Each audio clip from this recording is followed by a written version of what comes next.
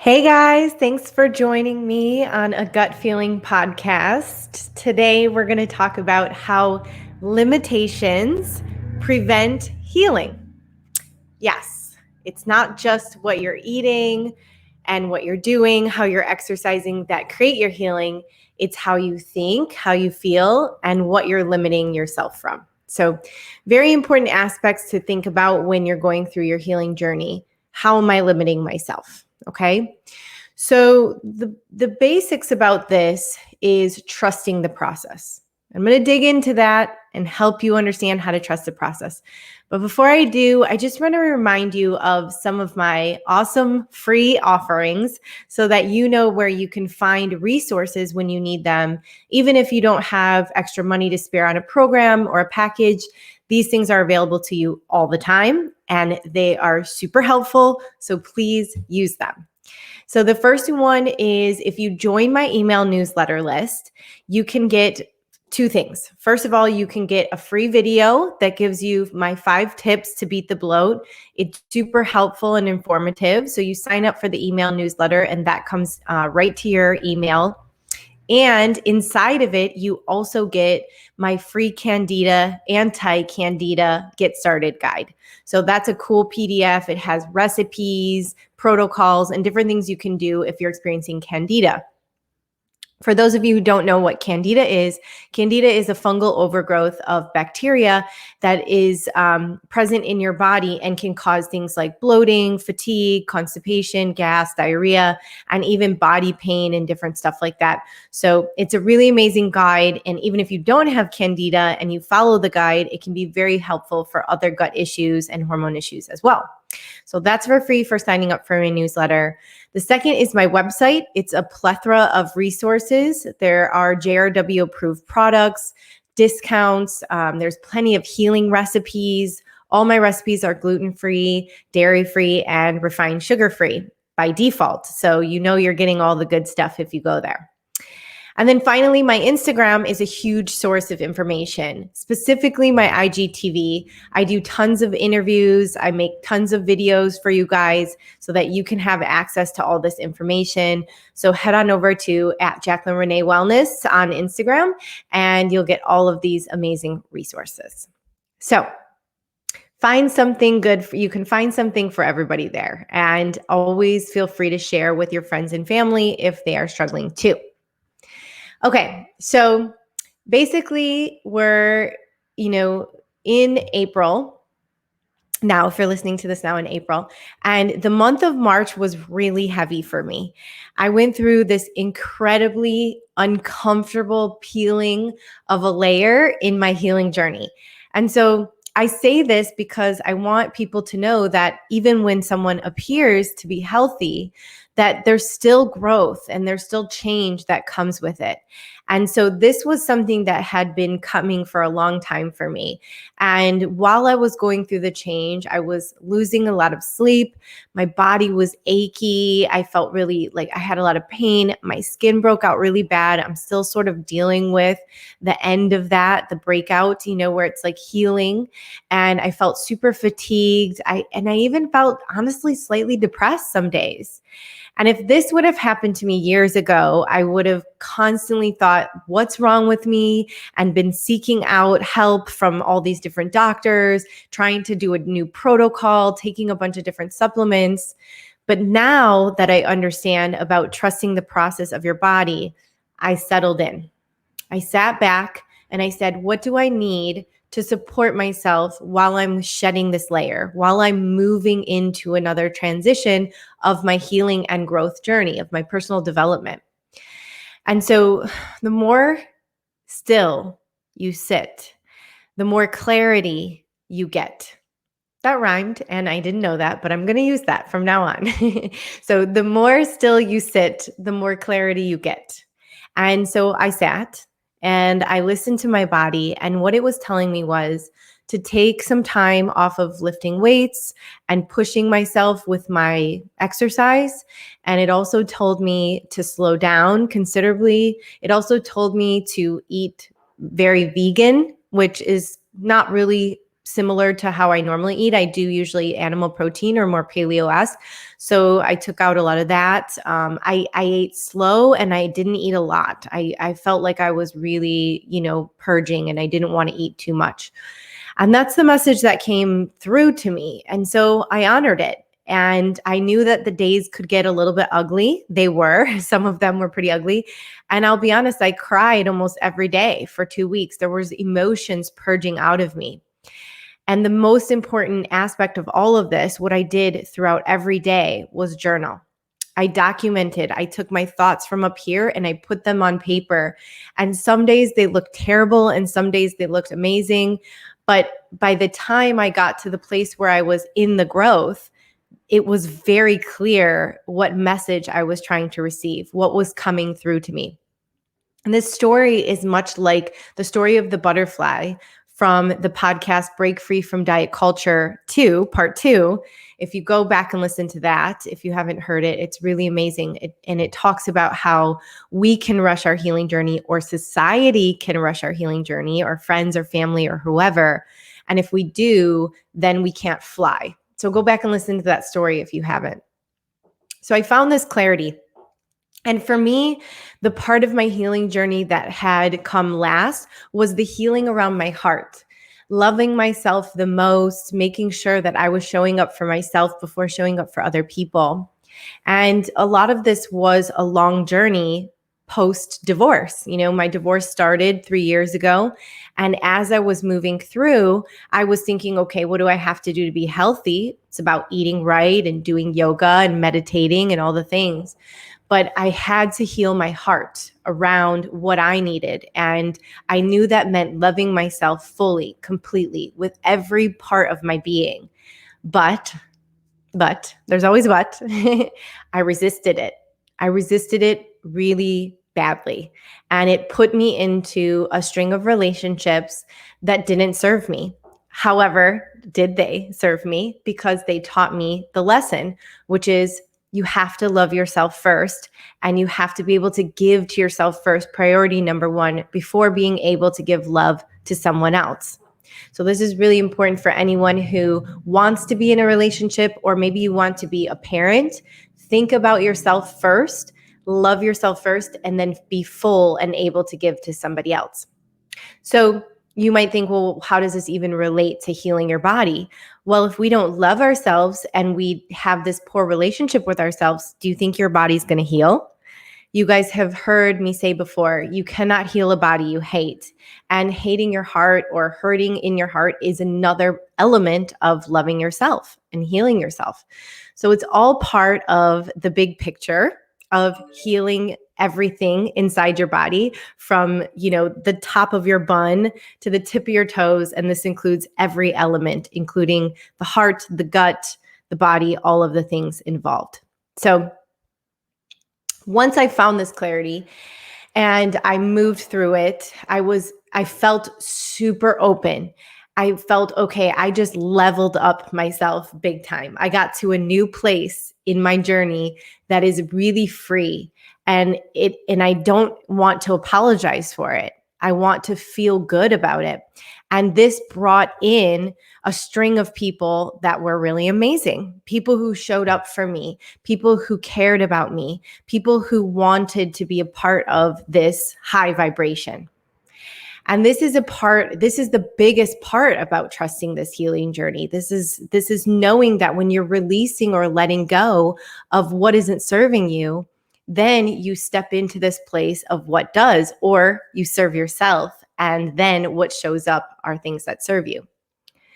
So the next part of this, understanding that we can sometimes place limitations on our healing journey by thinking something is wrong and trying to fix what is wrong, instead of surrendering and allowing and trusting to flow. That's the point. That is the whole goal of a healing journey. And that is the whole goal of life, to be honest, is surrender in the present moment, trusting, and trusting again. And when we resist, we lean in and trust more. So to be honest, though, I wasn't always like this. when I used to stand in my way of my own healing, thinking something was wrong, I constantly sought outside sources. This is a normal behavior where we're like, oh my gosh, what's wrong? I need help. But go in. Trust inside of you. Trust your heart. Trust your body to heal. And all good things will come your way. So an additional element of this, there's something that we can do to stand in our own way and not have trust. But this is ignoring the process or knowing something needs to happen, but putting it off out of fear of what may happen next. And this is this is ego. This is our ego standing in our way saying, I want to do this, but why can't I? I'm just paralyzed and I almost need to be like Pinocchio, and I need my Geppetto to move my hands and to do it for me because I fear it or I'm worried about what happens next. And this keeps us anxious because we're future focused instead of, again, trusting the process and being inside of the healing journey and feeling confident in your own being to get you to where you need to be. So this actually reminds me about a story of my dear friend. We're going to just call him for the sake of today, Lance Vance. Actually, he chose the name, so there you go. Lance Vance, he owns a company, he's head of operations, and he has some employees that work for him. And specifically, a couple weeks ago, he came to me and he was talking about his assistant specifically, and for sake of name changing, we will call her Trix. She was not pulling her weight. Okay. So she was constantly calling in sick and she didn't put in her best effort. She made tons of errors. And these errors cost Lance Vance time and money. And the list goes on of things that kind of happened or transpired over a few weeks. And while this was all happening, I was sort of watching Lance and his behavior and how it was affecting him throughout these couple of weeks as he would be stressed about what was going on with her not pulling her own weight. So he knew he needed to fix it. He knew he needed to fire Trix, basically. But I could sense that he had fear of what would happen after. And eventually he admitted that he had fear of what would happen after. He knew he'd have to pick up the slack of the work that she wasn't doing, and that there might be a lot of extra work around the process of letting her go. So on my end, I was thinking, well, you're constantly picking up after her mistakes and picking up after her not calling in anyways. So if you let her go, will it even change? But I can't tell people what they need to do. None of us can tell people what they need to do. They have to experience it for themselves and find their own path and their growth to get to where they need to be. So I just held space for him. I listened.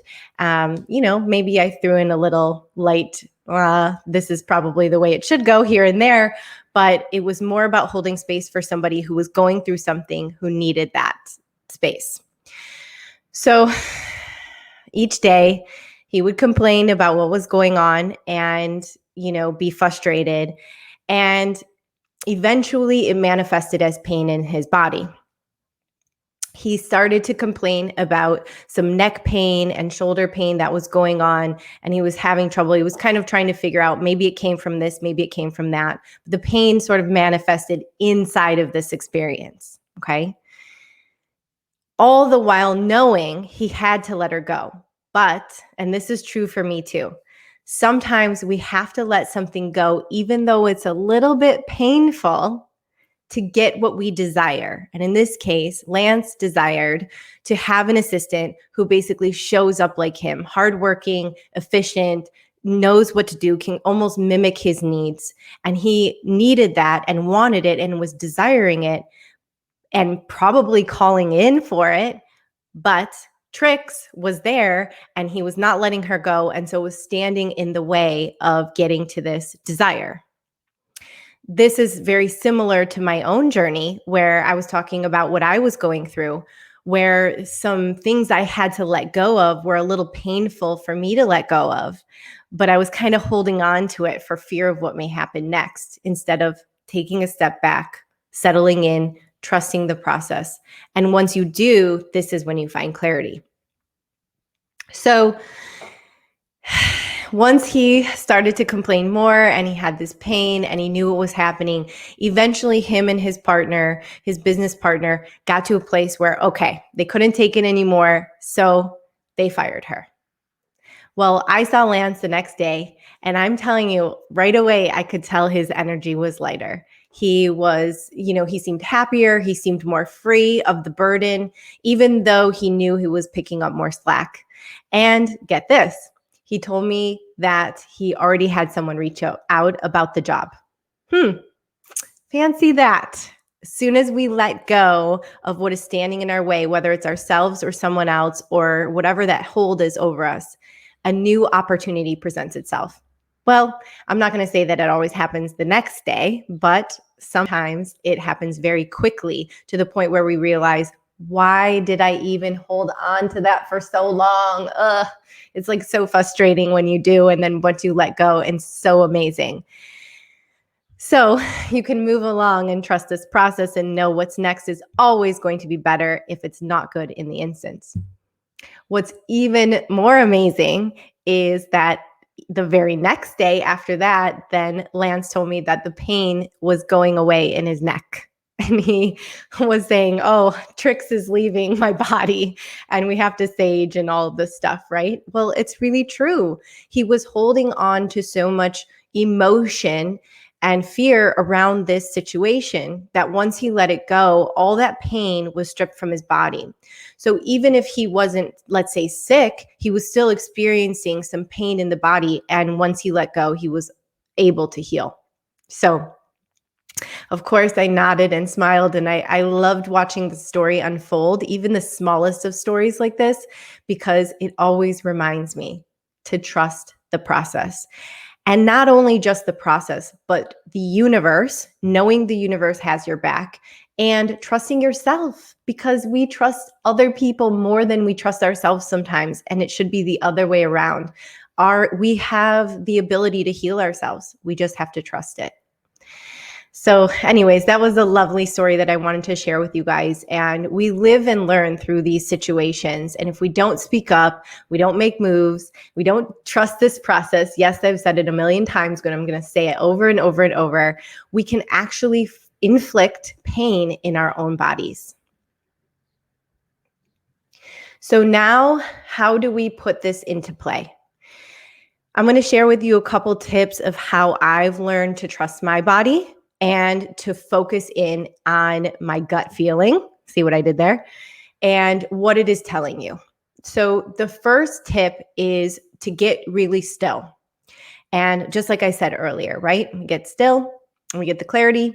So you're going to want to spend some time either in the morning or in the night really focusing on it is what you desire and sitting still around it. Or maybe you've even heard people say, I meditate on it. So you think of the question or you think of the problem and then you sit still. Let all of the disgusting emotions come up around it because it might be a little uncomfortable. You might want to say all these things like, oh, what if this happens? What if that what happens? Just let it all out. Let it come to the surface. And then let it go. Put it in a cloud and watch the cloud go away and sit still with it. Even if you don't find the answer right away, do it again the next day and again the next day and again the next day until you feel the full clarity around it. The message will come. I promise you. Number 2, the second thing that I use for finding clarity or being able to trust the process is to journal. Everyone always thinks like, how is journaling going to save me? Because it's all you talk about. Jaclyn's always talking about journal. Yes, because when it's in your head, it's swirling around and it can cause like almost a tornado of emotions or thought process. We could spiral out. When we take it out of our head and put it into a pen and on paper, we allow the messages to have structure. We allow the messages to have clarity on the paper. And sometimes, like in my case, it can take 50 pages of chicken scratch scribble to get to the answer.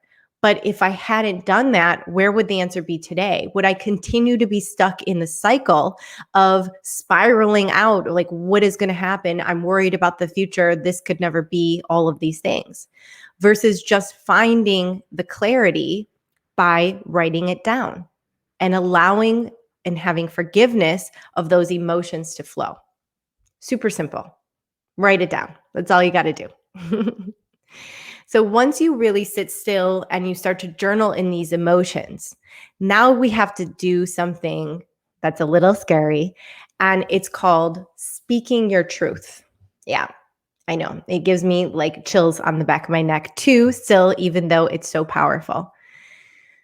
When you desire something, when you truly want to embody a way, let's say you really want to heal your gut, or you really want to find a soul partner, or you really want to live somewhere or move or whatever it is, you truly desire this higher vibration, this bigger picture that you imagine for yourself. But we tend to dip down and keep ourselves small, thinking, I don't know, there's just no way I'm going to find it, or there's no way I can make that much money, or I'm not smart enough to do those tasks, or I'm never going to find love, or there's no men in Michigan. I'm just laughing because my friends say that all the time, or whatever it is. These limitations that we put on ourselves that keep us from choosing the next thing. Well, if you desire something, you have to embody it. You have to speak it out loud. So maybe I might, give Lance Vance the tip of writing down every day in your journal what you desire for your assistant. Just the same way as what I write down in my journal, what I desire from a partner and from myself. Because when you desire something from a partner, you have to embody that first. You have to be that partner you want to be first. So do it for yourself and then find it there. Or perhaps journaling how much money you'd like to make. This month, I want to make 8K. Great, write it down. 10K, awesome, even better. By the end of the year, you want to have $200,000? Do it. Write it down, okay? And then speak it.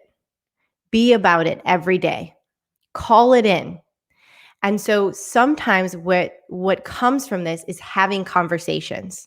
We have to have conversations with the people in our life, strong, clear conversations with the people in our lives, to know that we are letting everyone know and letting ourselves know that we're not accepting anything less. And recently I had to have a conversation like this. And I'm telling you, once you find clarity and you journal it out, these conversations are beautiful. They don't have drama and toxicity and blame or hate or fear or depression or anxiety or any of the things. I don't know if I said that twice, but all of those things wrapped into a conversation. They have peace and clarity and calm. And as soon as you say them, guess what else happens? The universe hears. The energy moves, and instead of going against the universe or your desires, they come to you because you have clearly stated what you want. Sounds amazing, right? And if you're sitting there listening or watching me right now and doubting this, you're not calling this in, because anytime you're doubting anything, from yourself to another person to anything, you're placing those vibrations into the universe. And those aren't the vibrations that bring you what you need. So you have to shift.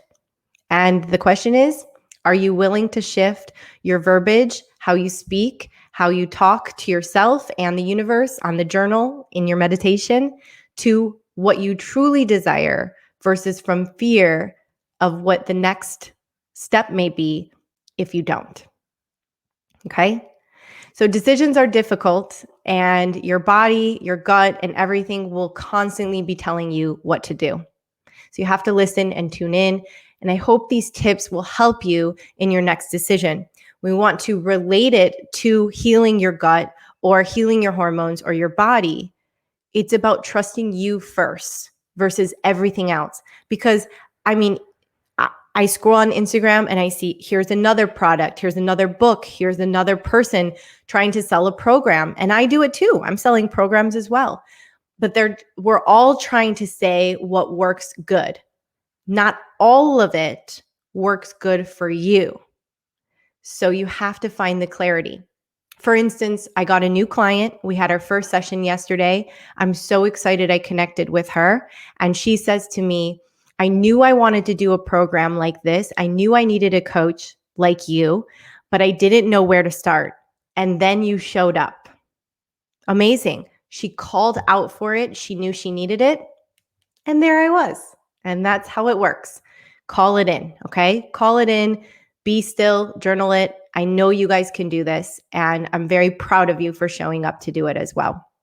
So, what this is about is breaking limitations. Very soon, I'm going to be launching a 4-week group program called Break Free from Sugar, Diet Culture, and Limitations. It's about understanding your why. It's about finding clarity in your journey and about connecting with your values and detoxing sugar too. And it's going to elevate you to your highest vibration, I promise you. So stay tuned. Watch my Instagram at Jaclyn Renee Wellness. I'll be launching this program very shortly. Happy healing.